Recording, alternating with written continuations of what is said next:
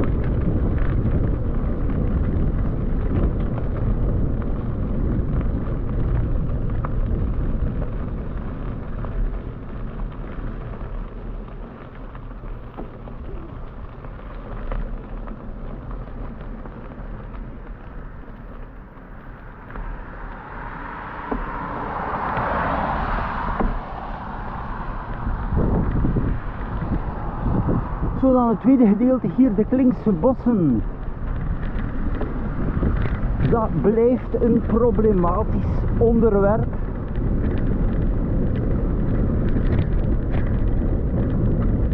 Dus dit stuk hier tot de F411, 2 kilometer.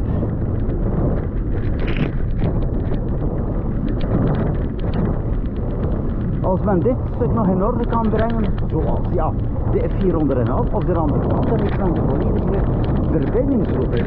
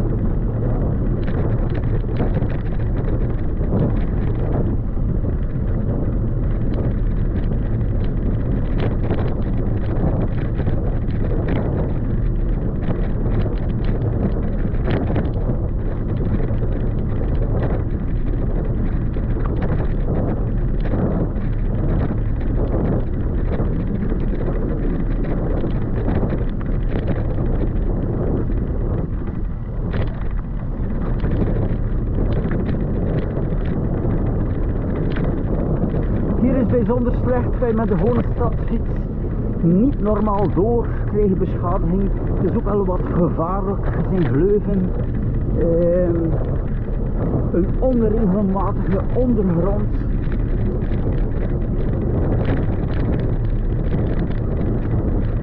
Ja, natuurlijk voor de MTB-fiets is het wel sportief via dergelijke route, maar voor gewone stadsfietsen, e-bikes voor het woon-werkverkeer totaal niet geschikt zijn.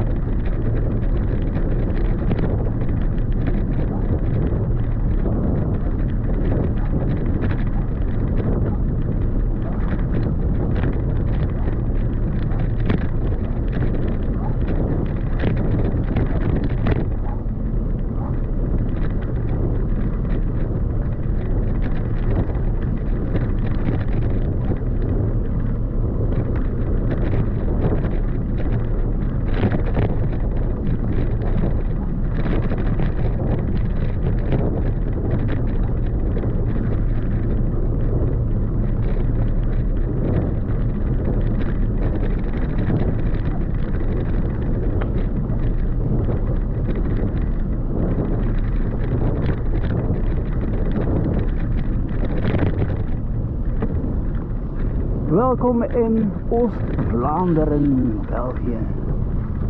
Zo, en hier heb je dan opnieuw dat fietspad. Die ja, degelijk is natuurlijk. Maar ik zeg het is dat stuk hier van die Klinkse bossen heb je nodig voor je verbinding. Vanuit Hulst woon-werkverkeer. Het eerste gedeelte is fantastisch vernieuwd met grens. Je kan er over fietsen zonder probleem, maar die Klinkse bossen is toch wel wat anders.